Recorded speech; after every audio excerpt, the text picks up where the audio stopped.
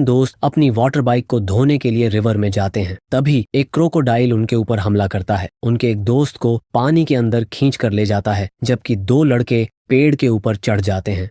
अगले 22 घंटों तक वो दोनों के दोनों पेड़ पर ही रहते हैं। तो यह पूरी कहानी इसी इवेंट पर आधारित है। कहानी की शुरुआत में हमें ग्रेस के हस्बैंड एडम और ग्रेस की छोटी बहन ली को दिखाया जाता है, जो एक क्रोकोडाइल शो देखने के लिए जाते हैं, जहां पर ये देखते हैं कि किस तरह से क्रोकोडाइल को खाना खिलाया जाता है। यहाँ पर छोटे छोटे बच्चे छोटे क्रोकोडाइल्स के साथ फोटो भी क्लिक करवाते हैं। शो खत्म होने के बाद ये पास के एक बार में जाते हैं, जहां पर ली कहती है कि कल हम तीनों के तीनों क्रोकोडाइल को ढूंढने के लिए जाएंगे। एडम बुक में देखता है, उसे पता चलता है कि पास ही में ब्लैक वाटर है जिसमें क्रोकोडाइल रहते हैं। ये ब्लैक वाटर में क्रोकोडाइल को देखने के लिए बहुत ज्यादा एक्साइटेड होते हैं। यहाँ पर ग्रेस अपना प्रेगनेंसी टेस्ट भी करती है, जो कि पॉजिटिव आता है, यानी कि बहुत जल्दी वह माँ बनने वाली है। पर यह बात वो अपने हस्बैंड एडम को नहीं बताती।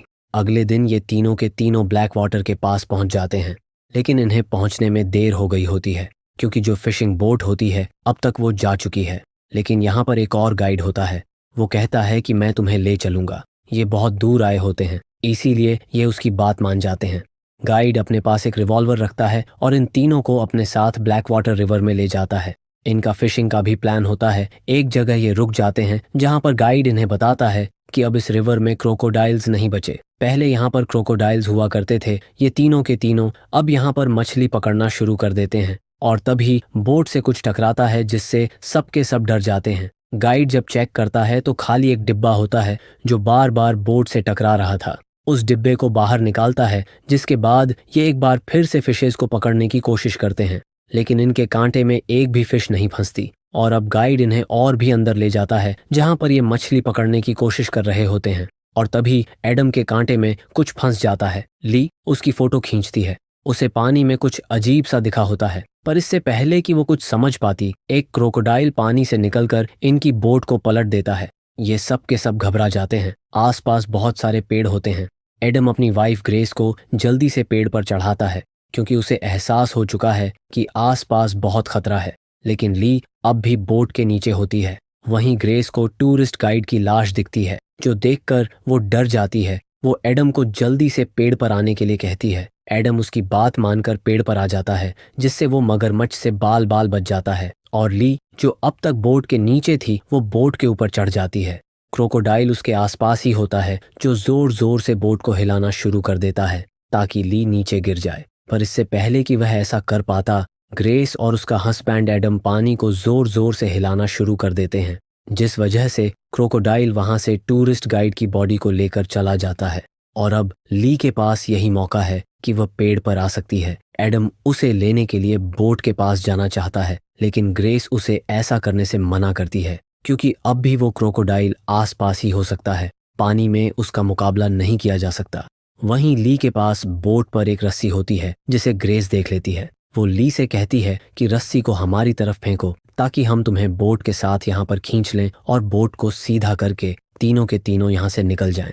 ली उनकी तरफ रस्सी फेंकती है, जो उनके आसपास ही गिरती है। और अब एडम धीरे धीरे कांपते हुए हाथों से पानी से उस रस्सी को निकालता है। लेकिन जब वो रस्सी खींचता है तो रस्सी कहीं पर फंसी हुई होती है, जिसका मतलब यह है कि यह बोट को अपनी तरफ नहीं खींच सकते। और अब ली के पास कोई रास्ता नहीं है। उसे पानी से होकर ही पेड़ तक पहुंचना होगा। एडम कहता है कि तैर कर मत आना, अगर तुम तैर कर आई तो पानी हिलेगा और मगरमच्छ तुम तक पहुंच जाएगा। ली इसके बाद ऐसा ही करती है। वह धीरे धीरे पानी में आगे बढ़ना शुरू कर देती है, लेकिन जब वह बीच में पहुंचती है तो बहुत ज्यादा डर जाती है, इसीलिए तैरना शुरू कर देती है। उसकी किस्मत अच्छी होती है कि आसपास वो क्रोकोडाइल नहीं होता, और अब वह अपनी सिस्टर ग्रेस और अपने ब्रदर इन लॉ एडम के पास पहुंच चुकी है। लेकिन अब भी इनकी मुसीबतें कम नहीं हुई, क्योंकि यहाँ से निकल पाना बहुत मुश्किल है। ये ऐसी जगह पर नहीं है जहाँ से आम बोट्स गुजरती हों। ग्रेस कहती है कि कोई ना कोई हमें ढूंढने के लिए आएगा। एडम कहता है कि ऐसा कुछ नहीं होगा, क्योंकि किसी ने हमें यहाँ पर आते हुए नहीं देखा, ना ही किसी को पता है कि हम यहाँ पर आए हैं। इसीलिए यहाँ से निकलने का सिर्फ एक ही रास्ता है। हमें किसी भी कीमत पर उस बोट तक पहुँचना होगा, उस बोट को सीधा करना होगा, तभी हम यहाँ से निकल सकते हैं। लेकिन यह इतना आसान नहीं है, क्योंकि पानी के अंदर मौत इनका इंतजार कर रही है। ग्रेस और ली को अब भी लगता है कि कोई ना कोई आसपास जरूर होगा, इसीलिए वो जोर जोर से चिल्लाना शुरू कर देती हैं। लेकिन जल्दी उन्हें समझ में आ जाता है कि यहाँ दूर दूर तक कोई भी नहीं है। साथ ही बहुत सारे मॉस्किटोज भी आसपास होते हैं, जिससे मलेरिया डेंगू होने का खतरा है। लेकिन ग्रेस के पास एक स्प्रे होता है, जिस स्प्रे को ये अपनी बॉडी में लगाते हैं, जिस वजह से मच्छर इन्हें नहीं काटते। कुछ देर के लिए इन्हें राहत मिल जाती है। ली की जेब में उसका फ़ोन भी होता है, लेकिन पानी में कूदने की वजह से वो डेड हो चुका है। यहाँ पर एडम के पास उसकी जेब में एक चाकू होता है, जिसे वो निकाल लेता है और तभी पानी में कुछ हलचल होती है, लेकिन पानी इतना ब्लैक होता है कि ये पानी के अंदर कुछ नहीं देख सकते। ग्रेस कहती है कि हमारे पास यहाँ से निकलने का एक और रास्ता है, क्यों ना हम पेड़ों से होते हुए इस जगह से बाहर निकल जाएं। लेकिन एडम कहता है कि ऐसा करना ठीक नहीं होगा। हम इन पेड़ों से और भी अंदर पहुंच जाएंगे, जहां पहुंचकर हम खो सकते हैं। मीलों तक ये जगह वीरान है, दूर दूर तक कोई इंसान नहीं रहता और ऐसा करना ठीक नहीं होगा। हमारे पास यहाँ से निकलने का एक ही रास्ता है और वो रास्ता है वो बोट पर। ग्रेस उसकी बात नहीं मानती और पेड़ों से होते हुए लगातार आगे बढ़ना शुरू कर देती है, ताकि यहाँ से बाहर निकलने का रास्ता ढूंढ सके। ये रास्ता बहुत ही रिस्की होता है, क्योंकि अगर उसका पैर स्लिप हुआ और वह पानी में गिर गई तो क्रोकोडाइल उसे मार देगा। और अब एक पेड़ से दूसरे पेड़ पर आगे बढ़ते हुए वह अंत तक पहुंच जाती है, जहां पर उसके सामने रिवर आती है। इसका मतलब यह है कि यहाँ से निकलने के लिए इनके पास एकमात्र वही बोट है जो इनसे कुछ ही दूरी पर है, जिसे सीधा करके इन्हें निकलना होगा। ग्रेस अब वापस जाना शुरू कर देती है और तभी उसे रास्ते में पानी के ऊपर उसी गाइड का कान दिखता है जो इन सबको यहाँ पर लाया था, जो देखकर वो बहुत ज्यादा डर जाती है और जल्दी वह एडम और ली के पास पहुंच जाती है। वो उन्हें बताती है कि आगे भी रिवर है और अब इनके पास वही प्लान है जो एडम ने इन्हें बताया था, यानी कि इन्हें बोट को सीधा करना होगा। लेकिन ग्रेस और ली इसके लिए तैयार नहीं हैं। वो कहते हैं कि हमें यहाँ पर इंतज़ार करना चाहिए, ज़रूर कोई ना कोई बोट यहाँ से गुजरेगी। एडम को इनकी बात माननी पड़ती है और अब इनके पास जो स्प्रे होता है जिससे अब तक ये मॉस्किटोज से बच रहे थे, वो पानी में गिर जाता है।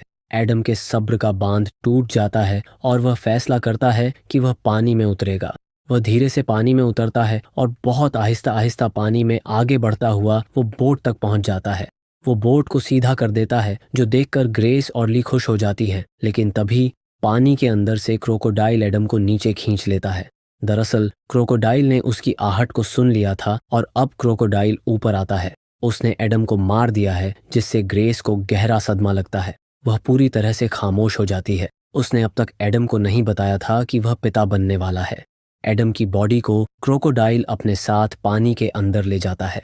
कुछ देर के बाद अपने आप को ग्रेस संभालती है। दरअसल एडम ने बोट को सीधा कर दिया है और अब किसी तरह से इन्हें रस्सी से उस बोट को अपनी तरफ खींचना है। ग्रेस अपने आप को संभालते हुए नीचे जाती है और एक लकड़ी से पानी के अंदर गिरी हुई रस्सी को बाहर खींचने की कोशिश करती है, ताकि यह उस रस्सी से बोट को अपनी तरफ खींच सके, क्योंकि रस्सी का जो दूसरा सिरा होता है वह बोट पर बंधा हुआ है। लेकिन तभी उसे पानी में कुछ हलचल महसूस होती है। वह समझ जाती है कि क्रोकोडाइल उसकी तरफ आ रहा है, इसीलिए वो पेड़ के ऊपर चढ़ जाती है। लेकिन तभी पानी के अंदर से क्रोकोडाइल एक ऊंची जंप लगाता है। दरअसल वह ग्रेस को पानी के अंदर खींचना चाहता है। इसकी उम्मीद इन दोनों ने नहीं की थी।